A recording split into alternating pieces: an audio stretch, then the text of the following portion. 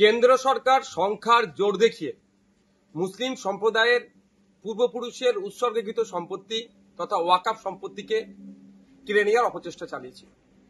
যখন পার্লামেন্টের উভয় কক্ষে পাশ হয়েছিল এই বিল আইনে পরিণত করার জন্য, তারপরে পরেই সারা রাজ্য জুড়ে সারা দেশ জুড়ে প্রতিবাদ সংঘটিত হয়েছে এবং এইটা সুপ্রিম কোর্টেও চ্যালেঞ্জ হয়েছে। বেশ কিছুদিন ধরে সুপ্রিম কোর্টে মামলা চলে। একাধিক পক্ষের শুনানি হওয়ার পরে আজকে চিফ জাস্টিসের বেঞ্চ একটা অন্তর্বর্তী রায় দিয়েছে। এই রায়ে কিছুটা স্বস্তি মিললেও সম্পূর্ণরূপে এটা সুরাহা এখনো হয়নি।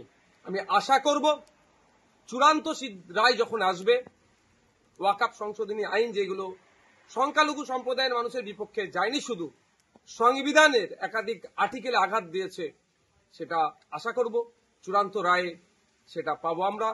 এই ইনসাফের লড়াই চলবে, আইনি লড়াই চলবে।